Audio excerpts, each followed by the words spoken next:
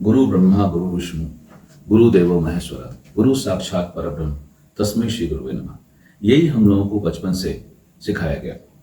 आज पूरे भारत में हम इस तर्ज पे अगर चलें तो किसी भी गुरु को जो आपको प्रेरणा देता है, एक अच्छी शिक्षा देता है, तो ऐसे उन गुरु को हम अपना ईश्वर तुल्य मानते हैं। यही हमें सिखाया गया इस मंत्र में।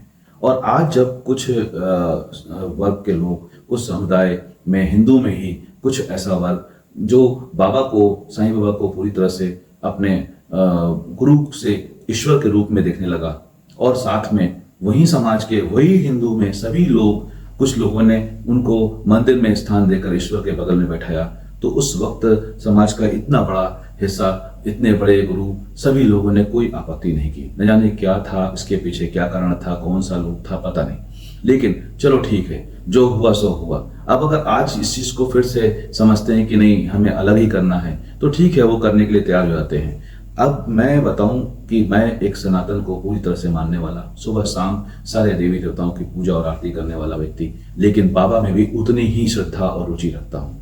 और पूरी तरह से हमने उनसे ही, उन गुरु के मानते हुए, मैंने सच बताऊं तो मैंने ही आज तक बाबा की ही प्रेरणा से अपने ईश्वर को भी समझा है, और उनकी ही प्रेरणा से हमने सीखा कि भगवान क्या है, माँ बाप क्या है, सगे संबंधी क्या है। वो मतलब वो सरलता, वो शालीनता हमने बाबा से ही सीखा। तो हम उन्हें अपने दिल से कभी अलग नहीं कर सकते। लेकिन अगर मान लीजिए कि किसी वजह से मंदिर में उनका स्थान बनाया गया, तो वो मंदिर में स्थान बनाने के बाद उन्हें मुकुट पहनाया गया, अच्छे चमकीले वस्त्र पहनाए गए। अगर आप उनके बाबा के कैरेक्टर को देखें, तो बाबा के अभिलेखों को पढ़ें और समझें, तो कभी भी बाबा ने कभी भी अपने मुख से नहीं बोला है कि मैं भगवान हूं। उन्होंने कहा सबका मालिक एक है, मतलब वो खुद आपके साथ खड़े हैं और मालिक किसी और को ही बोल रहे हैं। बेशक उन्होंने अल्लाह मालिक भी बोला है। क्यों? क्योंकि यह हमेशा से विवादित रहा है कि वो मुसलमान थे या हिंदू थे। सच्चाई तो यही है कि वो क्या थे हमें जानने की जरूरत नहीं पड़ती, क्योंकि वो ही एक ऐसे एकमात्र पूरे ब्रह्मांड में मुझे वही दिखाई देते हैं अपने जीती जाती जिंदगी में, कि जिन्होंने ये बतलाया कि वास्तव में एक शक्ति है, एक ही ईश्वर है, एक ही अल्लाह है, एक ही सब कोई है। तो ये हम लोग को भी बताया जाता था। बट अभी क्या है, तरह तरह से विवाद में, तरह तरह से कंट्रोवर्सी में हम अलग अलग बातें करने लगते हैं। एक चीज और है कि अगर ध्यान दें तो आज के ही डेट में बहुत से ऐसे साधु संत वो हैं जो मर्सिडीज पे बाउंसर्स लेकर चलते हैं, और कितने लोग तो नहीं कहां से कहां बाबा से और भगवान बनने की होड़ में फेल भी हो गए। लेकिन उन्होंने कभी भी अपने जीती जाती जिंदगी में कभी भी आभूषण, कभी भी मुकुट, कभी ऐसा नहीं पहना। जब वो समाधि ले लिए तो भक्तों ने ऐसा किया कि अपनी खुशी के कारण हम उन्हें वस्त्र से और मुकुट से नवाजें।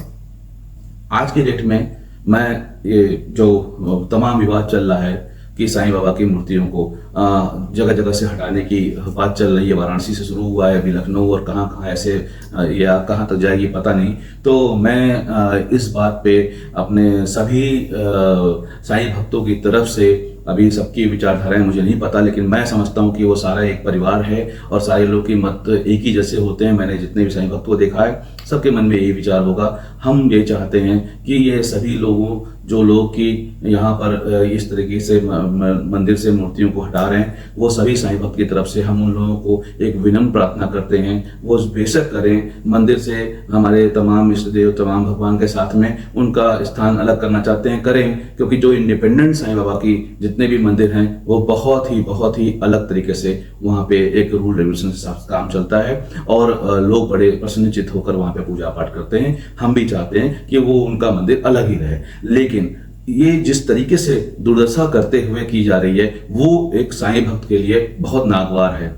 हम उन सभी लोगों से बहुत ही ज्यादा तहे दिल से अनुरोध करते हैं, बहुत ही विनम्र भाव से अनुरोध करते हैं कि कुछ वक्त दे दें कि हम सभी साईं भक्त को एक कड़ी में जोड़ सकें। इसके लिए मैं खुद मतलब किसी भी तरीके से मैं इसकी जिम्मेदारी लेने के लिए भी तैयार हूं कि भगवान हमें इतनी शक्ति दे कि हम लोगों को जोड़ें, और जोड़ने के बाद एक ऐसी रूपरेखा तैयार करें कि पूरी तरीके से हमारा हिंदुस्तान में हर एक स्टेट के वाइज एक ऐसा सबके तन मन धन से जुड़ के एक ऐसा स्थान बनाया जाए जहां पे इस तरह की जितनी मूर्ति निकल रही है, उन मूर्ति को हम लोग वहां पे स्थापित करें, प्राण प्रतिष्ठित दोबारा से करें, और फिर उनकी वैसे ही सेवा सत्कार करें जैसे कि और मंदिर में हुआ करता था। और ये भी अपने आप में मिसाल होगा, कम से कम किसी प्रकार की कोई अपमानजनक बातें नहीं होंगी और जो साईं भक्त होंगे उनके दिल में कोई ठेस भी नहीं पहुंचेगी। और वो लोग जब कभी भी वक्त मिलेगा तो वो इस स्थान पे एक अलग तरीके से एक मंदिर को देखने जाए। बहुत से शिवलिंग भी मैंने देखे, एक जगह पे 108 शिवलिंग बनाया गया।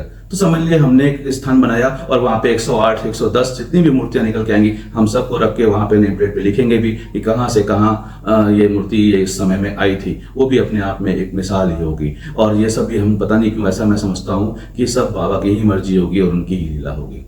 और हम साईं भक्तों से एक बार फिर इस बात के लिए कहना चाहेंगे कि हमें अपना अलग जब भी आगे इससे सीख मिलती है कि अगर आगे हम फिर से कभी ये मन में ख्याल भी लाएं कि हम कोई मंदिर बनाएं, बाबा का मंदिर बनाएं, तो हमेशा इंडिपेंडेंट मंदिर बनाएं जहां पे सिर्फ बाबा की ही मूर्ति और बाबा की ही पूजा पाठ का तरीका होता हो और वहां पे ही श्रद्धा स्वरूप का पाठ पढ़ाया जाता हो और सबका मत एक जैसा हो कि सबका मालिक एक है, ताकि बाबा को भी कभी दिल में कष्ट ना हो। और सनातन की भी अपनी जितनी जो भी तरीके हैं वहां पे भी हमारे समस्त गुरुओं को और सभी लोगों को किसी प्रकार की कोई ठेस न पहुंचे। इसे बहुत प्यार मोहब्बत से अगर हम लोग कर लें तो बहुत ही अनर्थ होने से बच जाएगा। इसके लिए मैं बहुत ज्यादा आप लोगों से विनम्र भाव से बार बार प्रार्थना करता हूं। धन्यवाद।